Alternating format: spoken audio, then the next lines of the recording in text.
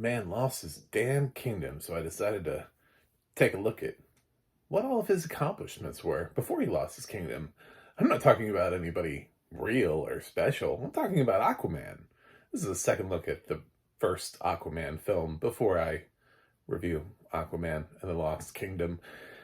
It's on Max still, predictably, because they have that giant DC selection thing that you can choose, and you can watch all these comic. And there aren't that many DC properties really for them, so they kind of have to keep Aquaman there. Um, it stars Jason Momoa, Nicole Kidman, Yahya Abdul Mateen, Patrick Wilson, Mads Mikkelsen. That's a lie. Dolph Lundgren. Stars Dolph Lundgren. Should star Mads Mikkelsen though. Willem Dafoe. Uh, eh, who else is in this? I feel like there's someone else. There's like a female presence in this. Who is it? I just can't put my name on it. It's like I've heard it before, but I'm not quite sure. Someone's in this. Anyway, it's directed by James Wan, and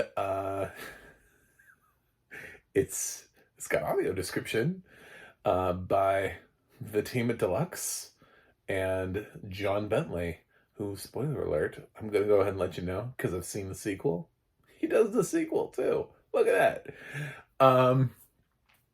So he got both. So if you want to watch them back to back and marathon your way through Aquaman, you won't have an interruption and a change of narrators. Isn't that nice? Isn't that nice of somebody to do for us? So I did see Aquaman a long time ago. I saw it a long time ago. It was in my phase of trying to figure out the fuck I'm going to do as a blind person now. Sorry. I know it's not very, like, pro-blind for me, but this was in, like, the very early. Some came out in, like, 2018. I was still going through, like, surgeries and everything, and my mom took me to the theater, and we sat through Aquaman. I didn't get the headset, and I was just trying to, I could kind of sort of see stuff on the big, like if it was like a big screen, my vision was still at a point where I was sort of see movement. So I tried. And good for her because she did not the kind of film she wanted to see and sit through. But yeah, so I kind of seen this sort of before. Not really. It was very blurry.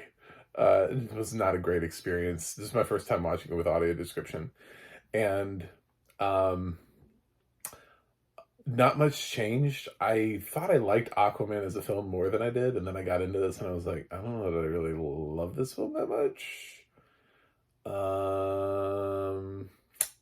Yeah. So I don't know if it's just that DC films don't age well, but I didn't enjoy the second time through as much as I did the first time around. Jason Momoa is still a great Aquaman, and he's still fun and everything, but the film itself is it's long. It's kind of a slog. It's kind of silly. It's kind of everything. It's fine. It's a good film, but it's just I think I had this pegged as being some sort of like grand achievement in filmmaking by James Wan, like maybe on the same level as Patty Jenkins's Wonder Woman. It's not. It's below that.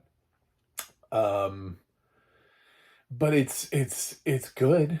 I I I just don't enjoy it the second time around. I'm trying to now mirror what I would have graded if I had reviewed this film the first time, along with how I feel about the second time, to come up with a correct grade for this, because not everybody's going to watch this second time around, and not every film should be watched the second time around. There are plenty of films that I've seen where I'm sure if I watched them 10 times, by the time I got to the 10th time, I'd be like, please stop showing me this film. But the first time through, excellent. You know, absolutely terrific one-time view. But, like, I don't know that I want to see 20 Days of Mariupol 10 times. And by the 10th time, I'm probably going to have a completely different viewpoint on this film and be like, why do people keep showing me this film? Um, but is it one hell of an experience to watch for? Absolutely. Absolutely it is. 10 times, I'll probably hate myself. Um, this is just a a reminder of how disjointed everything can be at DC as they keep chasing the Marvel fame. They keep trying to figure out how to do what Marvel's doing, and they're not really sure how to do it.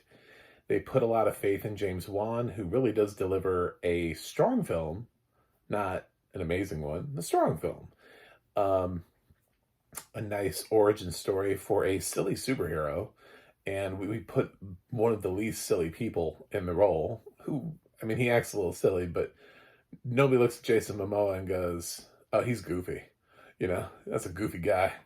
Uh, he just he looks like he can kick some ass, and that's the point.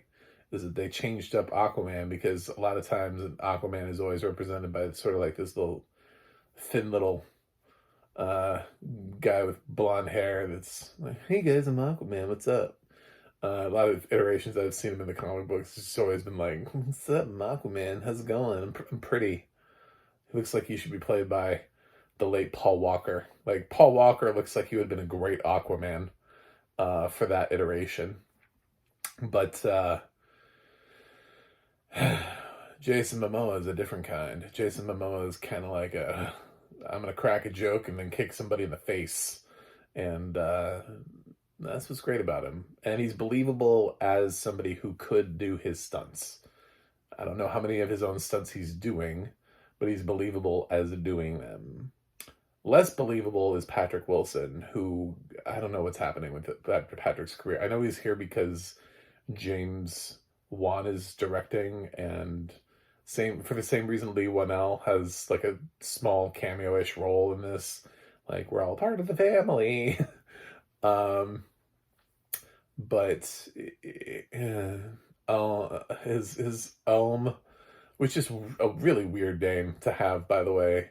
In an audio description, goes and does this and and I'm just like, it's like, this is not a fun name to have an audio description to follow around. Uh, it's he's fine. I don't know. It feels like somebody who can't really play a villain, but he's trying really hard. He's trying really hard to play a villain. Um, Luckily, he's got a lot of great actors around him, including Willem Dafoe, who's turning in some fun work. Willem's like, thank God I don't have to try to win an Oscar for this. I feel like Nicole is that way too. Nicole is just like, ugh, I love having fun in film. Every once in a while, just some straight up fun. And Yahya Abdul-Mateen as Black Manta was obviously promised more for the sequel. You know, like, listen, man, you do us a solid, you come in here, we're gonna give you like prime spotting in the sequel. Just it's gonna be all about you and Black Manta, and you're gonna avenge your father's, who played by Michael Beach, by the way, undervalued actor, deaf, and avenge it he shall. I don't know. They do this sort of like Kong Skull Island thing where they find the mysterious kingdom or underwater. It's not really Kong Skull Island. It's more of just what they're doing now with the Godzilla Kong universe. How there's now like a world within our world. They go down in the trench and they're like, oh my God, the dinosaurs here. Conceptually, I don't understand that. I mean, I feel like if there were dinosaurs roaming around the core of our Earth, I feel like someone would have figured that out by now. Just, you know, but we keep doing this. We keep going like, we don't really know what's under the Earth's crust, what's under the water. And now we got like the Meg 2 is bringing out dinosaurs, and Godzilla's got some shit down there, and everybody's like playing with the core of the Earth now. And it's like, all right, whatever. It's a trending thing, I guess, is to show that what's down there. I don't, the stuff that helps the Earth move. Not dinosaurs. You think dinosaurs have been living in the core of the Earth for 50 billion years? What is? It's just like this Jurassic Park, like in the middle of. Anyway, so and yeah, Jason Momoa gets to have a full on conversation with one of them, and a great scene, and just like he did as a child with a shark, and it all ties in nicely. And this movie's fine. I just thought it was better than it was. I just had like better memories of Aquaman. Um, but yeah, it basically it's not top tier. It's more like the first Shazam or how I felt about the Flash. I actually enjoy the Flash, so they're all sort of in the same wheelhouse for me. I think it's yeah. So that's where it is. The audio description of course it's great. It's deluxe, and I didn't have any problems with it. There wasn't anything that I was chasing around. I felt like they mentioned all the characters, and you know there was stuff about sharks and fish, and I mean I guess maybe you could if it was being really nitpicky just to go more into underwater creatures, because I'm sure there are more of them just swimming around all the time. It would immerse us more in that experience to have more of them mentioned just casually instead of, because sometimes with audio description there's so many damn humans in this film that when you focus on just where they are and what they're doing as Atlanteans, it kind of takes you out of the oh shit they're underwater. Like that experience that you're supposed to be having. You kind of have to be reminded that there are underwater creatures around. There are times when you know he's just flat out walking. Like there was a point when he goes up to grab the golden trident.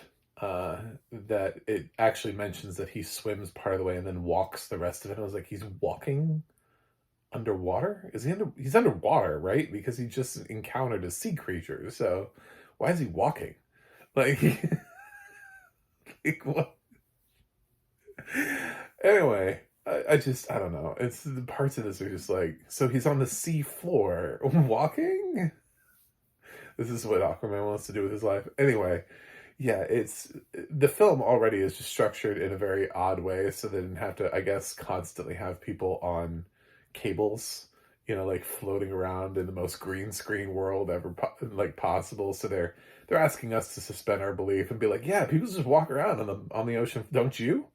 If yeah, we built a kingdom down here, so the buildings are located on the ground just as there would be in Earth. Yeah, everything makes sense here. Don't ask questions. Okay, but when you do that, especially for a blind and visually impaired audience, it just kind of feels like, are we underwater? So I kind of just need fish to be reminded that we're underwater. Just a weird request. Would have been more mentioning of fish. But otherwise, I think the description's fine. It's just the way the film is structured. It does this to itself. Basically, I'm asking the audio description to cover up a self-inflicted gunshot wound that this film has, by choosing to have people just like kind of walking around. And so they're like, oh, we don't want to do cables. We don't want to look silly all the time. Green screen. I mean, I get that. I get why James would want to do that. But at the same time, then it just feels like we're on land. So one of the cool things about being underwater is that you can float, not walk. Food for thought. Anyway, that's it. That's my thoughts on Aquaman for my second look. Um, I don't think the score is memorable. I think the score is fine, but when I heard it again, I wasn't like, oh yeah, the score. Wow. So, that's yeah, that's where that is.